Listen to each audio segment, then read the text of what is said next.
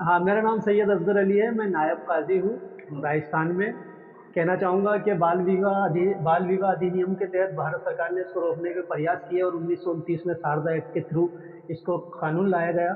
फिर उसको और मज़ीद कठोर करने के लिए 2006 के अंदर फिर दोबारा कानून लाया गया, जिसके अंदर महिला की उम्र यानी लड़की की उम्र 18 वर्ष और लड़के की उम्र 21 वर्ष कर दी गई और इससे नीचे विवाह करने को कानूनी अपराध माना गया।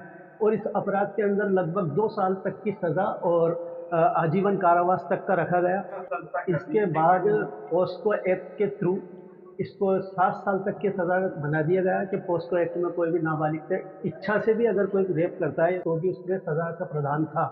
भारत सरकार के सेशंस 2015 के अकॉर्डिंग बाल विवाह के अंदर बहुत ज़्यादा कमी आई है और 20% तक ये कमी रह गई है कि सिर्फ 20% लोग 17 साल की उम्र में इस वक्त शादी करें। इसके लिए जगह जगह जागरूकता अभियान हो रहे हैं, चूँकि हम काजी हैं, निकाह पढ़ाने जाते हैं, सामूहिक विवाह सम्मेलन में 50-50, 100-100 जोड़ों का विवाह होता है, तो उसके थ्रू एक प्रचार किया जाता है कि भाई जो भी अगर कम उम्र में शादी करेगा तो उसको सज़ा का प्रावधान है।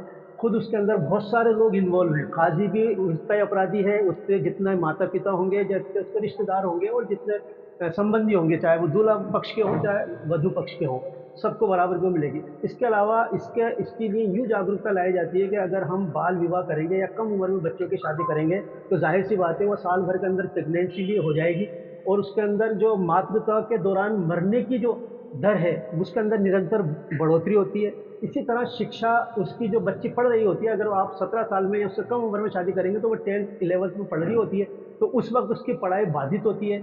इससे उसके दिमाग के ऊपर वो अनमेच्योर होती है, उसके अंदर सारी चीज़ें समझने की क्षमता नहीं होती है। तो ये सब चीज़ उनको बताई जाती है कि जैसा महाराज ने कहा कि आर्थिक व्यवस्था, आर्थिक दृष्टि की वजह से लोग कम उम्र में शादी कर देते हैं, तो उनको ये बताया जाता है कि भारत सरकार ने इसके लिए कन्या योजना चलाए रखी है। जब कन्या अगर ग्रेजुएट हो जाएगी तो 1 लाख तक का जो है उसके अंदर भारत सरकार शादी के लिए दे रही है। अगर वो उसको बालिग होने के बाद शादी करते हैं तो फिर इसमें वो आर्थिक दृष्टि भी खत्म हो जाती है। मैं समझता हूँ ये कम प्रचार की वजह से लोगों तक भारत सरकार की योजनाएं नहीं पहुंचने की वजह से लोग ऐसा कर पा रहे हैं और इसमें निरंतर कमी आ रही है।